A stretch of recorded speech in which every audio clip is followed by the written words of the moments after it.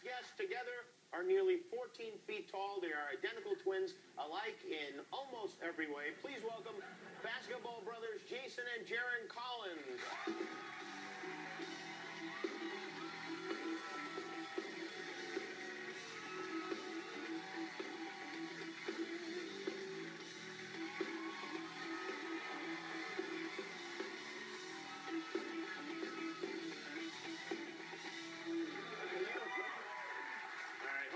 Which one of you is gay? I haven't figured this out. That's the question. Well, this has been quite a few weeks for both of you, hasn't it? Yeah, got a little notoriety, yeah. He's still in the headlines as usual. That's just what it comes down to. Do you think you're, by the way, the tallest gay person in the world? I was thinking about that. I was expecting a call from the people at the Guinness Book. Yeah. Why not? I'm missing that call. You might as well get it all in at once. You know, I guess the first question I have for you is, Jaren, you did not know that your brother was gay for most of his life, even though you're identical twins. Yes. I mean, you don't pay attention at all, do you? No, I miss red flags and everything. You know, there's a situation where my wife and I kept trying to set him up on dates. Oh. And then he would come back with like the weirdest excuses, like, "Oh, she talked about her dogs too much." This one. It's not a terrible excuse, by the way. Every excuse in the book I could think of. This was too tall. This was too short. You know, we were missing the red flags. Yeah. Why didn't you want to tell your brother?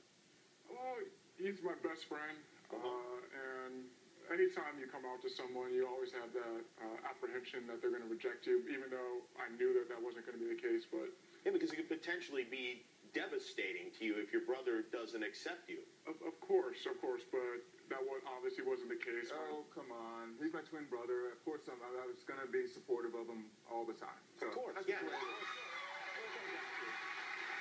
that, of course, is in your head, not necessarily in his head. Yeah. So what happened? How did you break the news? Yeah, I came over to his house and told him, we don't have a serious, tone to our conversations, and I was like, Jaren, I need to talk to you about something serious. So he put the bass in the voice. So I was like, okay, he's got something serious. What does he want? Sort of thing. And he was very direct about it. I said, Jaren, I'm gay.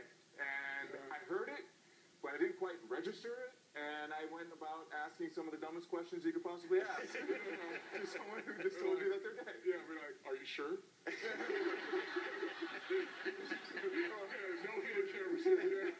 Or followed by since when, which was also just classic stupidity.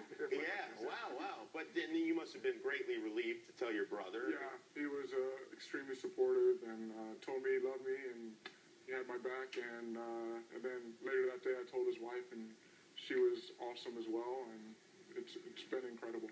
And in a way, do you feel like you'd wish you'd done this a long time ago now? I wasn't ready. I wasn't to that point. When we had the lockout, that's when I really focused on, the rest of my life and started thinking about, I'm not just a basketball player.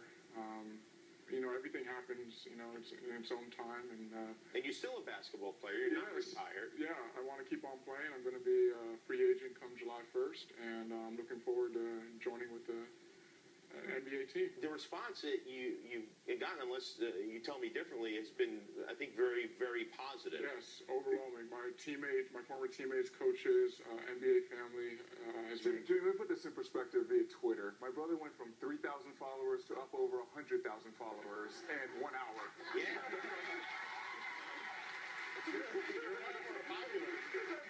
Twitter increase, so yeah, popularity soared through the roof. Well, this is like the best GayMatch.com ad ever. Really? On the cover. Are guys like calling you now? No, the funniest thing is it happened to Jaren at the airport the other day. Oh yeah, now Jaren's got it. Tossed me under the bus here. Now it's traveling, and I was literally at the urinal in the restroom, and I'm here. Nobody wants to have a conversation at the urinal. Right. And I look over, and someone turns to me and is like, Jason? And I'm like, no, that's the other one. I didn't want to say, I don't even know what happened if the conversation had said, yes, Jason. How you doing? Have you seen the Jackie Robinson movie, 42? Yes. And did you see that before you made this announcement or afterwards? I saw it before I made the announcement. And I have to say, when I was watching that movie, and you're thinking, well, like, you know, these people are so backwards, and that mentality, it did occur to me, like, oh, well, it's still like this, you know, in a lot of ways for homosexuals in men's sports. Not so much in women's sports, but I think in men's sports, that is the case. Now, you haven't been in a situation yet where you're traveling with the team and you're playing, and what do you anticipate? Are you ready for anything? You know, NBA locker room, it's NBA team, it's like a family. And just like with all families, you know, we're there to support each other and focus on winning basketball games. But I think when the first joke gets made and Jason laughs at it, and then when the ice is broken, you can just move forward and just say it's not a So big deal. you will embrace that and look forward to that. I love to joke around. You know, I love to crack jokes. And You got to start. You could do a lot of great stuff. Yeah, I got material. We're going to start in the shower, and we're going to work from there. Oh, this is going to be fantastic. You know what? Right before the season starts, I'll come back to you. Oh, yeah. I'm going to be gay with you on this thing. Okay. We are going to handle this together.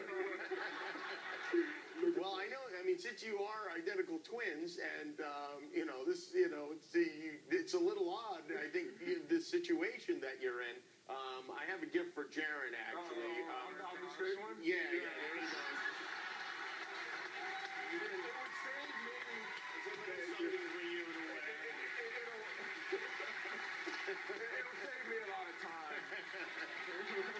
Well, it's great to have you both here. Congratulations.